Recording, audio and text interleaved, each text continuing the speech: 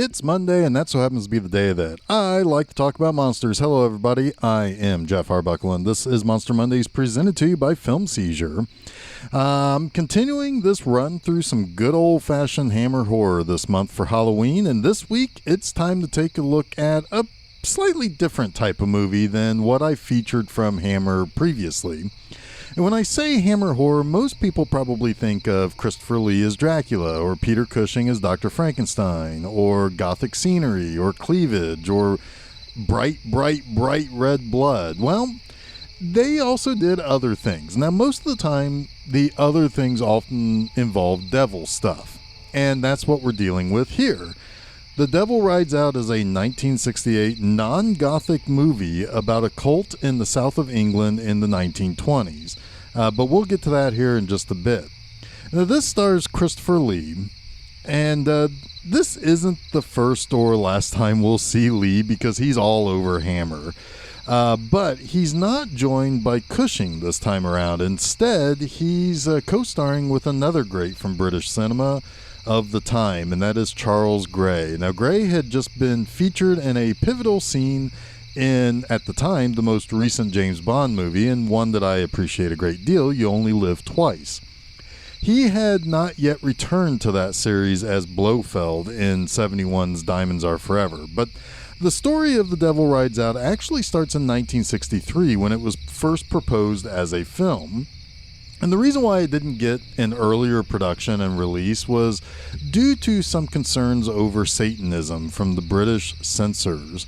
In the 4 years between its first proposal and production, those concerns really eased quite a bit. And it's interesting because just about a decade or so after The Devil Rides Out would get released and finish its theatrical run, those concerns would go into full-on tightening down of standards in what the Brits would call the moral panic. And I think I've talked about the satanic panic that rose out of the more conservative evangelical circles here in America, but the UK had moral panic.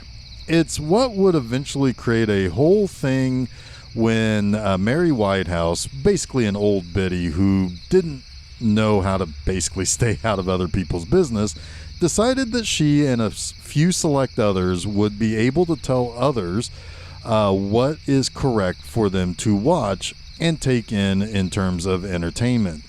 A list of 72 movies classified as obscene and illegal in the United Kingdom would form what would be called the video Nasties. And I'm sure there will come a time in which I can talk more on that subject.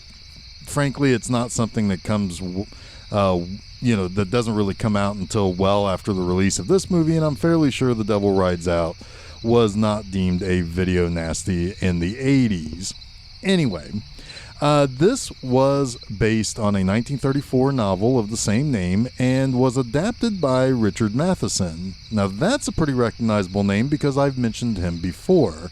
Matheson was an American novelist and screenwriter who wrote the book I Am Legend, that he then co-adapted into the film The Last Man on Earth, starring Vincent Price, and also adapted into The Omega Man, which I covered here before, and then later I Am Legend, which I'm sure both that and The Last Man on Earth will be movies I'll probably eventually talk about on here. He also wrote one of the most famous episodes of Twilight Zone ever, Nightmare at 20,000 Feet. And that's the one that has William Shatner seeing a gremlin on the wing of an airplane.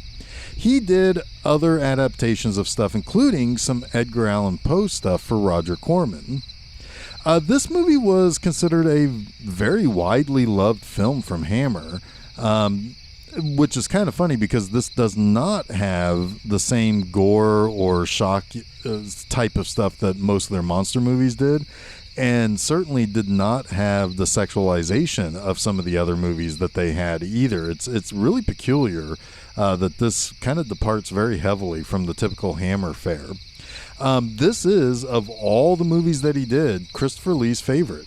That's pretty amazing considering he was in Gremlins 2, and I'm only half kidding about that, but still, Gremlins 2 is pretty great. But this film is also heavily studied for its various themes.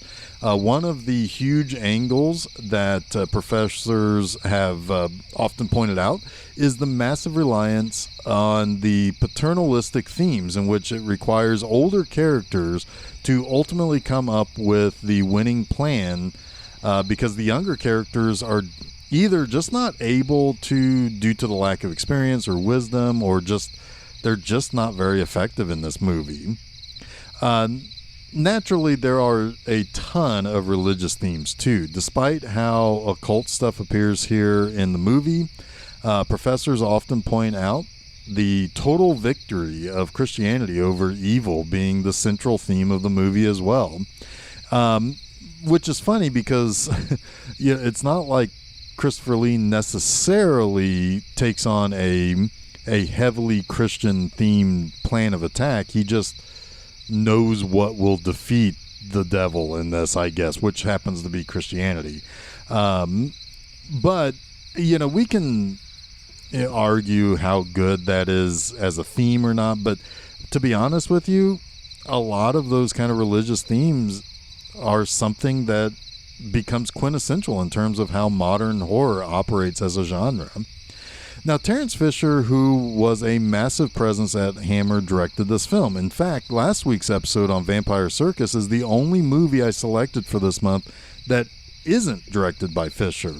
He directed several movies in the Hammer library, including many Frankenstein and Dracula pictures and The Mummy, but also The Phantom of the Opera, The Curse of the Werewolf, The Two Faces of Dr. Jekyll, and some Sherlock Holmes movies that Hammer also did, with both Peter Cushing and Christopher Lee playing the detective at different times. Fisher was nearing the end of his career with this movie, but he left a mark on all those marvelous Hammer monster movies that propelled the studio into massive fame. Now, another title this movie goes by is The Devil's Bride. In fact, my copy of this movie from Shout Factory has that in the titles. However, I don't really think that it really... I don't know if that's a really good title for this movie. I think The Devil Rides Out is plenty fine, considering it's based on the book of the same name. But we start things off with a dapper, goateed Christopher Lee watching as a friend comes in for a landing in his biplane. Lee is playing Nicholas, Duke of Richelieu. His high-flying friend is Rex. Nicholas is worried about the son of a friend of theirs that he basically took in as a ward after his parents died, or whatever the case is. But he's starting to get up into some weird stuff, and this young man claims he's joined a quote-unquote astronomical society, and Christopher Lee is having none of that. Here, the young man Simon meets some of the various people at the party, including Charles Gray's Makata. We also meet a pretty young lady who is confused about Rex and Nicholas being there. She says that she thinks there was only supposed to be 13 members of this society, and of course these two dudes will make 14 and 15. As Makata talks to Simon about getting rid of these two interlopers, Nicholas tells Rex that he knows what's coming. They're going to be kicked out. Nicholas, however, is cagey. Nicholas Cagey. Anyway, he first wants to talk, to kind of walk around the party and listen to the people talking to each other. He then says he wants to check out the telescope in the observatory because, of course, this isn't astronomical society, right? He spots some interesting decorations in the observatory that appear to be a bunch of representations of Baphomet. Then they hear scratching, and Nicholas uncovers a basket of chickens that are to be sacrificed. Now, Nicholas is quite pissed that Simon has gotten into black magic. Nicholas begs Simon to either leave the society or let them stay so they can disrupt the ceremony. Simon is unable to do either, so Nicholas punches him out and punches out another dude in order for them to escape. Back at Nicholas's house, he hypnotizes the young Simon to basically free him from the manipulation and control from the cult. When he sends Simon to bed, Nicholas explains to Rex what's going on. Now, there's some pretty serious bad stuff happening in this English countryside. In fact, despite his best attempts to save Simon, the kid wakes up, takes the cross that Nicholas hung around his neck, and uses it to strangle himself. Nicholas's servant removes the necklace, which gives Simon the chance to escape.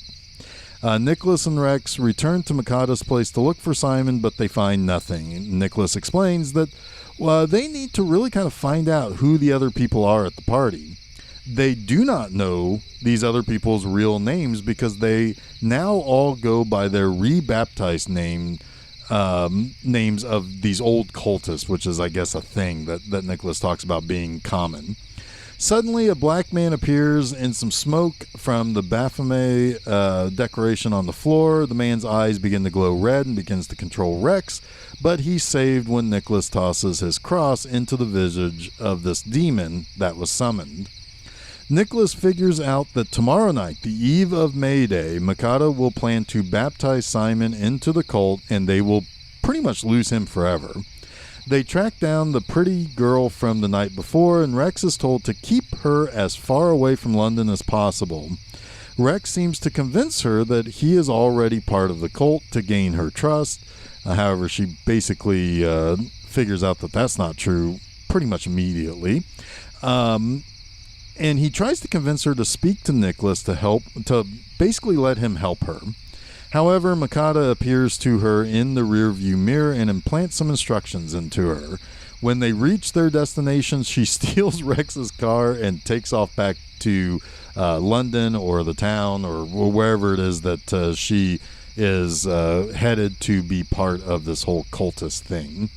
Now, a high-speed chase ensues with the girl Tanith, is her name, which is originally thought of as her rebaptized name, but it's actually the name that she was given at birth. She's able to slip Rex by making him crash into a tree. He discovers that he's not too far away from the cult, and they proceed towards a ritual that will baptize Simon and Tanith into their ranks. The ceremony is full of the typical black magic stuff: stones, a goat to be sacrificed to drink its blood, a cauldron of fire, etc. Rex hurries to a phone to call Nicholas to get some backup before the ceremony can be completed. A veritable orgy has broken out while Rex and Nicholas arrive to save Paul, and as Rex put it, Tanith, because she's a pretty young lady and he's pretty into her. At the climax of the ceremony and orgy, the Goat of Mendes, aka Baphomet, makes an appearance to bring Simon and Tanith to their baptism. Nicholas and Rex break it all up by running their car into the party and tossing the necklace with the cross at the goat guy. Nicholas grabs Simon and Tanith, and they make off with the pair of kids. Nicholas and Rex basically stash the young couple at Nicholas's niece Marie and her husband Richard's house. He explains basically what's going on with them and what is happening with Makata, etc. Sure enough, though, Makata shows up and tries to talk Marie into letting Tanith and Simon leave with him. She refuses, so Makata hypnotizes her to tell him where the pair is being hidden. She tells them that they're upstairs and that Tanith is with Rex and Simon is with Richard. Knowing this, he has Tanith tries to stab Rex and tries to have Simon attempt to choke Richard. But when Marie and Richard's little daughter Peggy comes into the room unexpectedly, it breaks his control over all three people, and Rex tries to stop Tanith from running away, but she says she doesn't really want to hurt anyone, but Makata will force her to do something bad because basically she is a medium in which Makata can operate. Nicholas shows back up and says that Simon is probably fine, but they gotta tie up Tanith because when night falls, it's gonna be bad. And sure enough, Makata's trying to control her the whole day to kill Rex and everyone else at this house. So Nicholas prepares for battle by putting a circle onto the floor and having himself, Simon, his niece, and her husband basically create a circle with themselves inside of the circle that he's written onto the floor, and basically await for Makata to come to them or send various agents after them. Meanwhile, out in the barn, using Tanith, Rex is controlled by Makata to release her, and so that she can go kill everyone. But realizing something bad has just happened, Tanith basically just waits out in the barn where she was, and is realizing that a storm is coming. Inside the house, Makata is trying to force someone between Nicholas, Simon, Marie, and Richard to break the circle that they are forming and standing within to protect themselves from him. But they're barely able to hold off Makata's black magic and various tricks between illusions to try to get someone to leave the circle or break their faith in what Nicholas is trying to do to protect them. It gets pretty tense. Finally, Makata sends in a big gun, the Angel of Death. However, Nicholas is able to stop the angel, but once summoned, it must claim a soul, so it takes Tanith instead. Poor lady wasn't even in the room with them. I mean, she was just out in the shed trying to stay out of everything. Defeated, Makata decides to kidnap the little girl Peggy, and then Nicholas has Tanith's spirit possess his niece so that they can find out where Makata is going and what they're planning to do with Peggy. Now everyone has to go and save Peggy. Simon tries to go it alone, but is only recaptured by the cult. When Nicholas, Rex, Richard, and Marie get there, Rex and Richard are fairly easily defeated by the cult. Marie is once again possessed by Tanith, and she helps Peggy recite a prayer that basically undoes Makata's, everything.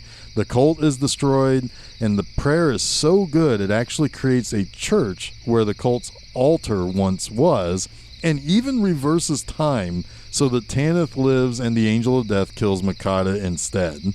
That's a hell of a prayer. So let's get to my 3 things I like about this movie. Just a reminder, Monster Mondays is a positive show. No angry reviews here. I find 3 things that I like, even if there are more than 3 things to like, and even if the movie is poopy. The Devil Rides Out is an easy one to find at least 3 things to like. This is a pretty good movie. First up, Christopher Lee is just simply amazing in this.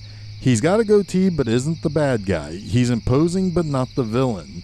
He's somewhere in between Van Helsing, James Bond, and Sherlock Holmes in this. He owns every room he walks into, and what's more, he looks different in this. He's not red-eyed and snarling like Dracula. He's not covered in makeup like when he was the Frankenstein monster. He does look respectable and equal to his Duke title.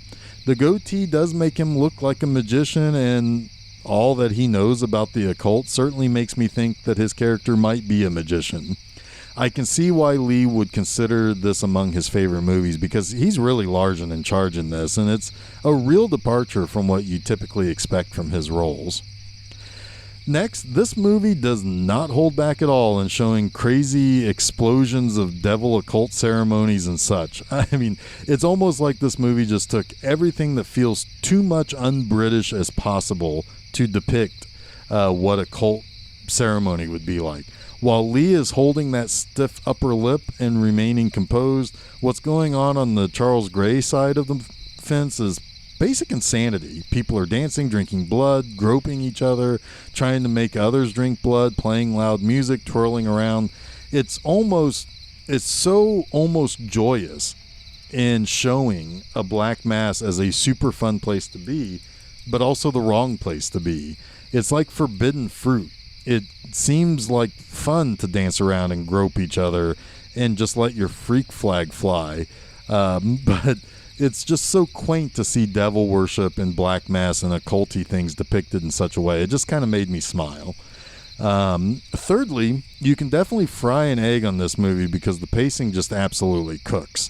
Even when you think the movie is trying to calm down and explain things, it's still progressing the story forward. Not every scene is an exciting one, but every scene is moving the whole thing forward. It starts fast, it ends fast, it remains fast all the way through. And as dense as this movie is and all the things that are going on in it, it just keeps going. It accomplishes quite a bit for only being 95 minutes. In fact, it moves so fast, I think it breaks time and space and causes time to reverse in the last few minutes so no one dies and all the good guys win. Yeah, It's a theory, at least. So that wraps up this week's Monster Mondays. Now, don't forget to check out new episodes of Film Seizure every Wednesday and a new installment of Monster Mondays each Monday on FilmSeizure.com, as well as places where fine podcasts are found like SoundCloud, Apple Podcasts, Google Podcasts, Stitcher, TuneIn, Audible, and Spotify. Additionally, you can hop on over to Facebook, Twitter, and Instagram and follow us just by searching for Film Seizure. Hey, and while you're at it, head on over to www.bmovieanima.com and read new text articles each and every Friday morning from me. You can also follow B Movie Anima on Facebook and Twitter by searching for that, B Movie Anima. And hey, I've also got a YouTube channel, so go over there and subscribe to the B Movie Anima channel, where you can find episodes of the movie hosting show that I do and see a bunch of clips I grab and use for my articles. So be sure to keep coming back through the rest of this year, because I do have a huge announcement coming in the next couple of months about Monster Mondays that I don't really want you to miss. But until next week, stay spooky.